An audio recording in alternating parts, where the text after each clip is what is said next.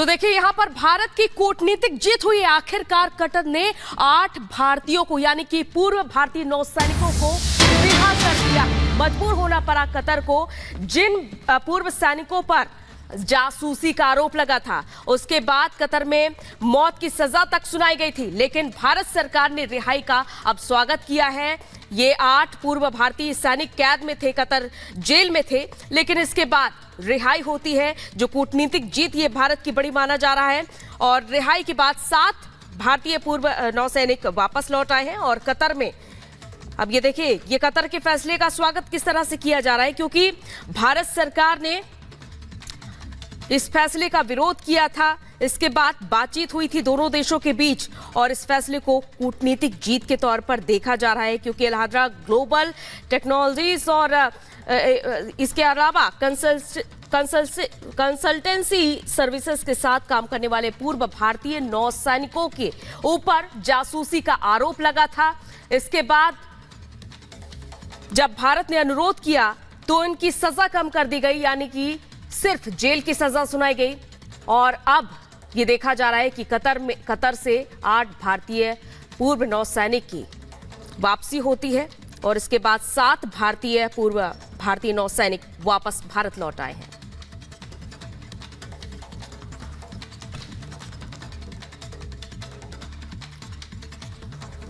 तो देखिए, भारत की बड़ी कूटनीतिक जीत होती है। कतर ने 8 पूर्व भारतीय नौसैनिकों को रिहा कर दिया है। भारत सरकार ने कतर के अमीर के फैसले का स्वागत किया है।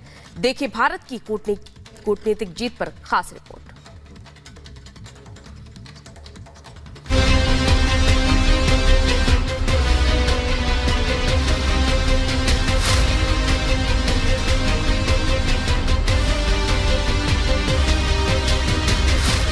प्रधानमंत्री नरेंद्र मोदी की अगुवाई में भारत सरकार ने एक बड़ी कूटनीतिक जीत हासिल की है।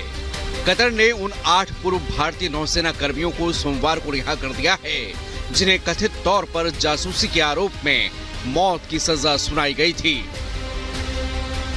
रिहा किए गए 8 पूर्व भारतीय नौसैनिकों में से 7 भारत वापस लौट चुके हैं। कतर के अमीर के हस्तक्षेप के बाद सभी 8 लोगों को जेल से आजादी मिल गई है। भारत सरकार के विदेश मंत्रालय ने कतर के अमीर के इस फैसले पर खुशी जताई है। इससे पहले नई दिल्ली के राजनयिक हस्तक्षेप के बाद दोहा ने भारतीय नागरिकों की मौत की सजा को कम करके जेल कैद में बदल दिया था। कतर का ये फैसला भारत कतर के बीच ऐतिहासिक गैस समझौते के कुछ ही दिनों के बाद आया है। बता दें कि इन सभी लोगों को कथित तौर पर जासूसी के आरोपों में फांसी की सजा सुनाई गई थी, लेकिन अदालत से लेकर राजनीतिक स्तर पर भारत सरकार ने इनकी रिहाई के लिए जोरदार पैरवी की और तब जाकर इन सभी पूर्व नौसैनिकों को रिहा किया गया है। रिहा किए गए 8 में से 7 पूर्व नौसैनिक अधिकारी भारत वापस लौट चुके हैं। इनके लिए विशेष तैयारियां की गई थी। जिन 8 भारतीय पूर्व नौसैनिक अधिकारियों को रिहा किया गया है, उनमें commander Purnendu Tiwari, commander Navtej Singhal, commander Virendra Kumar Verma, commander Sugunakar Pakala, commander Sanjeev Gupta, commander Amit Nagpal, captain Saurabh Vashisht और कैप्टन गोपा कुमार शामिल हैं। ये सभी पूर्व भारतीय नौसैनिक अधिकारी 5 साल से दोहा ग्लोबल टेक्नोलॉजी एंड कंसल्टेंसी में काम कर रहे थे। कथित तौर पर इन पर जासूसी के आरोप लगाए गए थे और फांसी की सजा सुनाई गई थी, लेकिन दिसंबर 2023 की शुरुआत में भारत सरकार की राजनयिक कोशिशों के चलते पहले काउंसलर एक्सेस हासिल किया था। इसके बाद उनकी फांसी की सजा पर रोक लगवाई थी। पीएम मोदी ने दिसंबर 2023 की शुरुआत में दुबई में कतर के अमीर से मुलाकात की थी। तब पीएम मोदी कोप 28 की बैठक में भाग लेने दुबई गए थे। इस मुलाकात के 4 सप्ताह के भीतर ही फांसी की सजा पलट दी गई थी। जब इस केस की सुनवाई हो रही थी तब कोर्ट में भारत के राजदूत भी मौजूद थे। जाहिर है मोदी सरकार इन 8 भारतीयों की रिहाई को लेकर बेहद गंभीर थी और अब भारत सरकार की ये कोशिशें रंग लाई है और भारत को बड़ी कूटनीतिक कामयाबी मिली है। Bureau report, Republic Bharat. और आज क्या ये सवाल बना हुआ है, क्या बिहार में बड़ा खेला होने वाला है या फिर नीतीश सरकार जो दावे कर रही है कि उनके पक्ष में विश्वास मत होने वाला है, ये सारी तस्वीर आज साफ हो जाएगी। क्योंकि 12 फरवरी ये वही दिन है जब फ्लोर टेस्ट होगा और यहाँ डर ये भी सता रहा है कि कहीं क्रॉस वोटिंग ना हो जाए। सभी दलों को ये डर सता रहा है। तो बिहार में विश्वास मत पर आज वोटिंग होगी और नीतीश सरकार की आज अग्नि परीक्षा होगी। नीतीश कुमार ने 9वीं बार शपथ ग्रहण की 28 जनवरी को और इसके बाद अब आज है बारी फ्लोर टेस्ट की, जब विश्वास मत हासिल करना है नीतीश कुमार को। लेकिन दूसरी तरफ देखिए, तमाम जो आरजेडी के विधायक हैं वो नजरबंद रहे तेजस्वी यादव के आवाज पर और दावा आरजेडी की ओर से लगातार किया जाता रहा कि खेला होने का इंतजार कीजिए। तो आज जब विधानसभा में दोनों ही पक्ष जब बैठेंगे तो तस्वीर साफ हो जाएगी, क्या बिहार में खेला होने वाला है या फिर आरजेडी को बड़ा झटका लगने वाला है नीतीश कुमार की ओर से। तो देखिए, तेजस्वी के घर पर हैं ये सभी विधायक, जहां उन्होंने दिन रात गुजारे हैं यहां पर। और इसके बाद होटल में भी अगर हम नजर डालें जेडीयू विधायकों की बात कर ले तो वो इस वक्त होटल में है, भोज पर भी बुलाया गया। और वहीं सवाल ये भी बना हुआ है कि क्या जीतन राम मांझी अपनी बाजी पलटेंगे या फिर फिलहाल एनडीए के समर्थन में ही रहेंगे। तो ये 3 तस्वीरें आपके सामने, अलग अलग 3 तस्वीरें, और ये आज तस्वीर साफ हो जाएगी। इस बीच बड़ी खबर सामने ये भी आ रही है, आरजेडी विधायक चेतन के लापता होने की भी खबर है। चेतन आनंद के भाई ने शिकायत दर्ज कराई है। अंशुमान आनंद ने पटना के थाने में शिकायत दी है और शिकायत के बाद तेजस्वी के घर भी पहुंची थी पुलिस की टीम।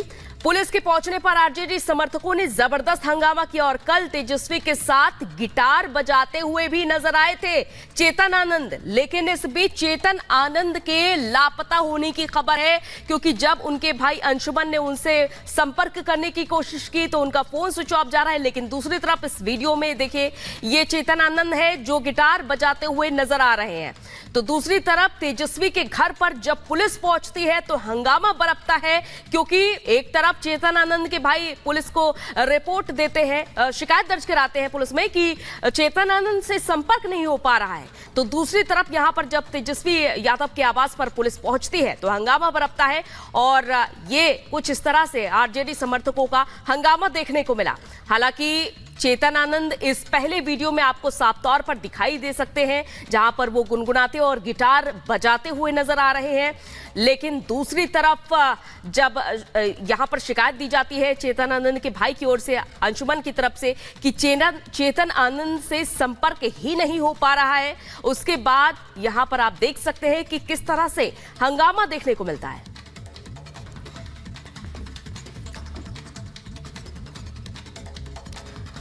तो देखिए, बिहार विधानसभा में नीतीश सरकार की आज अग्नि परीक्षा और एक तरफ जेडीयू बहुमत के पर्याप्त आंकड़े होने के दावे कर रही है तो दूसरी तरफ तेजस्वी पहले ही बिहार में खेला होने का ऐलान कर चुके हैं और अब सबकी नजरें आज बिहार विधानसभा में विश्वास मत पर टिकी हैं। सवाल यह है कि नीतीश पार कर पाएंगे सियासी अग्निपथ। खास रिपोर्ट आपको दिखाते हैं।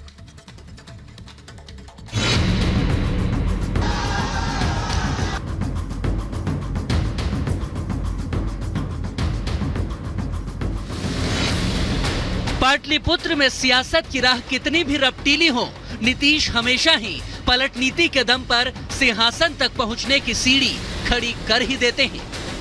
बिहार में भी सत्ता की कुर्सी के भले ही 4 पाए होते हैं, लेकिन इन्हें थामे रखने के लिए 8 दलों में मारामारी होती है और हर बार सुशासन बाबू बाजी मार ले जाते हैं। बैट किसी का, बॉल किसी की, मैदान हो या खेल किसी का, बस जीत नीतीश कुमार की।